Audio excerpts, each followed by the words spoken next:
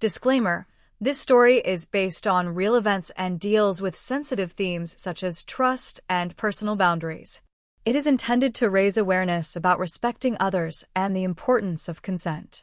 If you or someone you know has experienced similar situations, please seek support from trusted friends, family, or professional resources. This story may be emotionally triggering for some readers.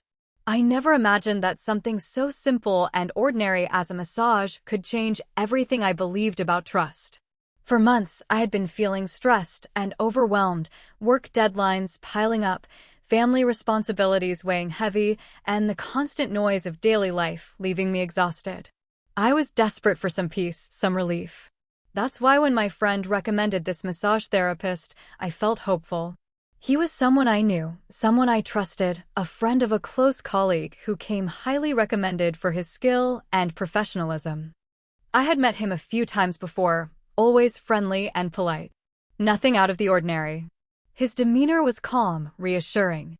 That day, when I stepped into the massage room, I felt a strange mix of nervousness and excitement. The room was dimly lit, filled with the soft scent of lavender and eucalyptus.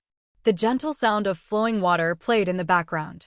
Everything about the atmosphere screamed calm and relaxation. I told myself to let go, to trust him as others had. I had no reason not to. After all, this was supposed to be a healing experience, a chance to release the tension gripping my shoulders and back. As I lay down on the massage table, covered by a soft white sheet, I told myself to relax, to breathe deeply. He began the massage with slow, practiced strokes. At first, it felt like any other massage I had had before. His hands moved expertly across my back, kneading away knots and stiffness. I closed my eyes, allowing the calm to wash over me. For a moment, I forgot about all my worries.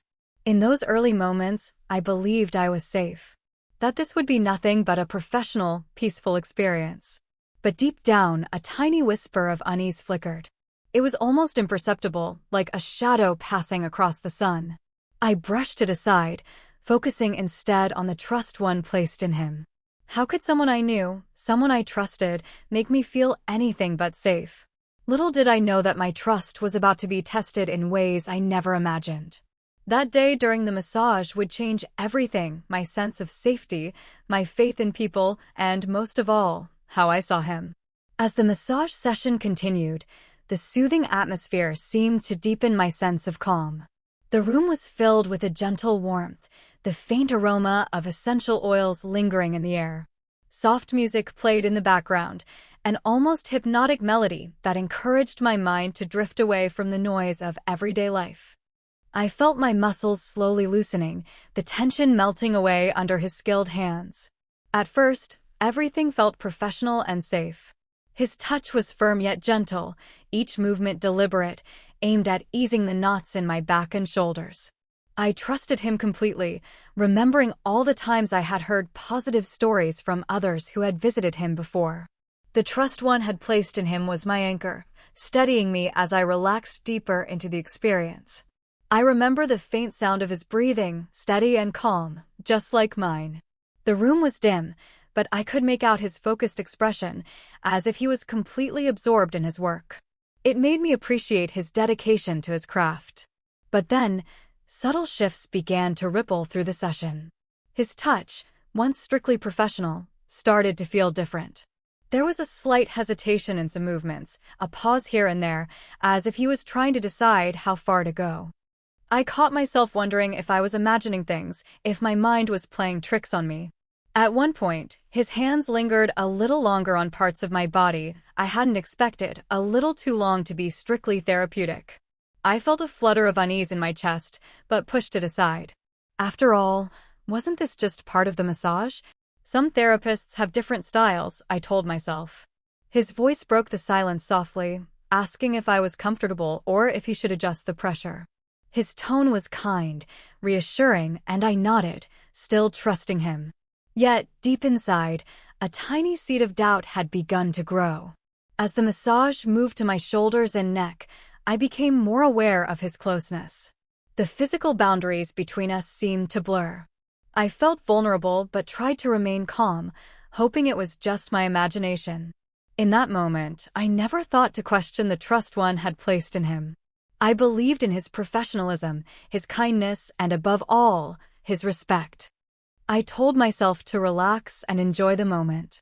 After all, this was supposed to be a healing experience, one that would help me find peace. But beneath the surface, the calm was fragile. The peaceful setting, the trust, and the gentle touch masked something I couldn't yet see. Something that would soon shatter the safe world I had built in that quiet massage room. As the massage continued, I began to notice subtle changes in his touch and demeanor. What was once professional and steady now felt uncertain, almost hesitant. His hands moved differently, tracing paths that felt more personal than therapeutic. At first, I questioned myself, wondering if I was overthinking or misreading the signals. After all, I had trusted him so much, why would I doubt him now? There was a moment when his fingers lingered too long on the curve of my lower back, and I felt a sudden jolt of discomfort ripple through me. My breath hitched slightly, but I told myself to stay calm. Maybe it was just part of the massage technique I didn't understand. I wanted to believe in his professionalism, in the person I had known and trusted. His eyes met mine briefly, and for a split second, there was a flicker of something unfamiliar, something that didn't belong in the calm massage room. But just as quickly, it was gone. His expression returned to one of concentration, and his hands resumed their work. Yet, my mind raced with questions I couldn't voice. I felt a swirl of emotions, confusion, doubt, and an uneasy tension building inside me. The safe bubble I had felt earlier was starting to burst, replaced by a shadow of suspicion. I wanted to speak up, to stop the massage, but fear and disbelief held me silent. How could the person I trusted so deeply behave this way?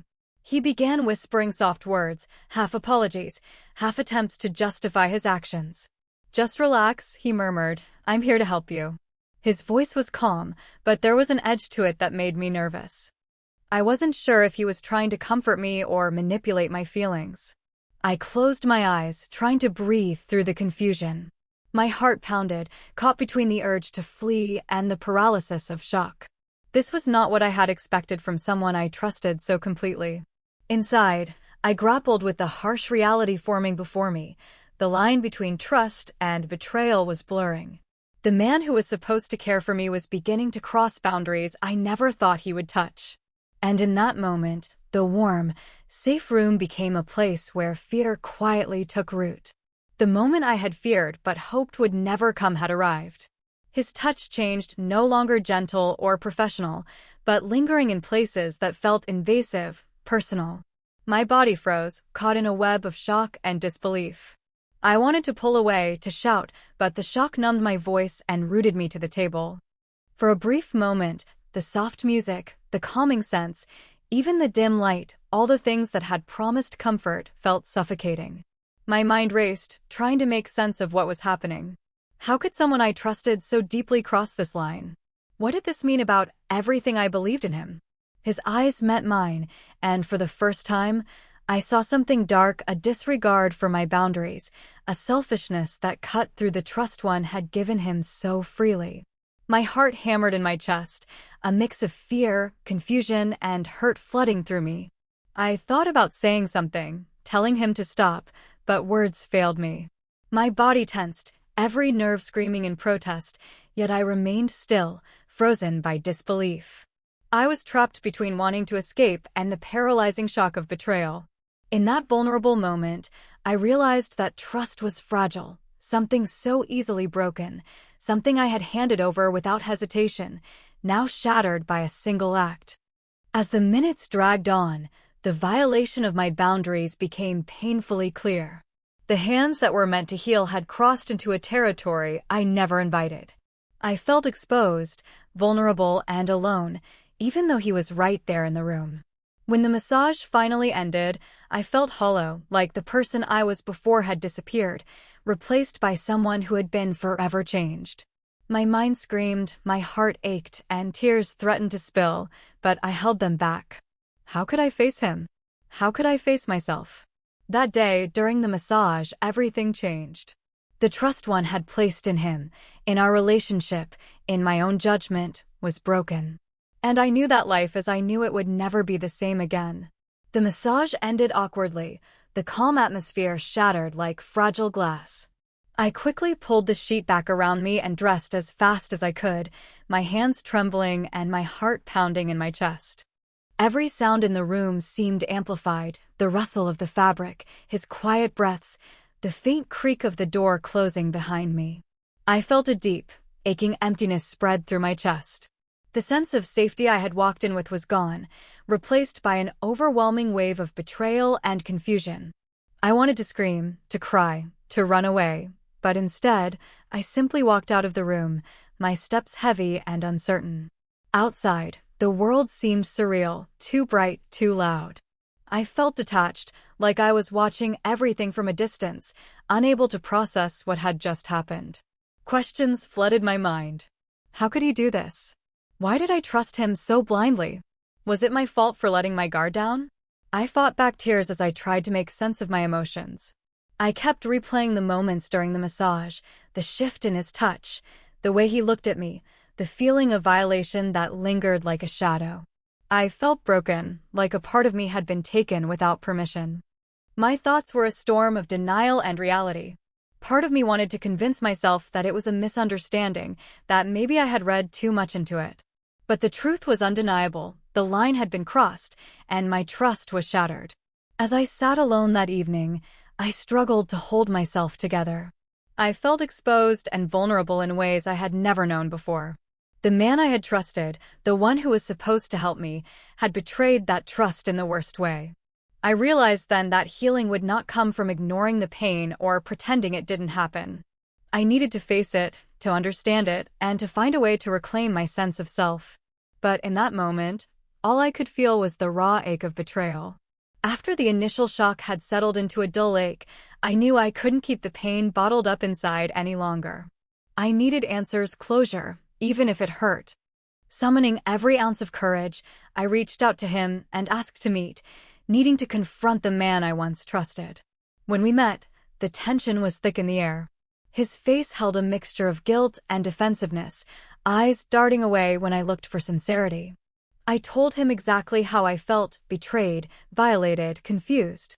I described how his actions crossed every boundary and shattered my trust in an instant. At first, he denied any wrongdoing. "You misunderstood," he said quietly, avoiding my gaze. But the tone in his voice wasn't convincing, and his body language betrayed him. When pressed, his mask cracked. He offered a half-hearted apology, trying to downplay the seriousness of what happened. He said things like, "It just happened," or "I didn't mean to hurt you," but his words felt empty. My anger simmered beneath the surface, mixed with profound sadness. How could someone I trusted treat me like this? How could he dismiss my pain so easily? The man I had believed in was nothing like the person before me now. Tears threatened to spill as I forced myself to speak. "Trust isn't something you break and then ask to fix with empty words," I told him firmly. "What you did was wrong, and it changed everything between us." He looked away, unable to meet my eyes, and in that moment, the truth became clear. There was no remorse deep enough to repair what was broken. Our relationship, built on years of trust, was fractured beyond repair. As I left that day, I felt a heavy weight lifting, but also a profound loneliness. The confrontation was painful, but necessary. It forced me to face the truth, to accept what had happened, and to begin the painful journey toward healing. In the days following the confrontation, I felt lost in a whirlwind of emotions. Shame, confusion, anger, and sadness tangled inside me, each emotion pulling me in a different direction. I struggled to understand how someone I trusted so deeply could betray me in such a personal and painful way. At first, I tried to keep it all inside, afraid that telling others would somehow make it more real or invite judgment. But the weight of silence became unbearable. One evening, I reached out to my closest friend, someone I knew would listen without judgment. Sharing my story was both terrifying and cathartic, like lifting a heavy burden off my chest. Her support reminded me that I was not alone. She encouraged me to seek professional help, to talk to someone who could guide me through the healing process.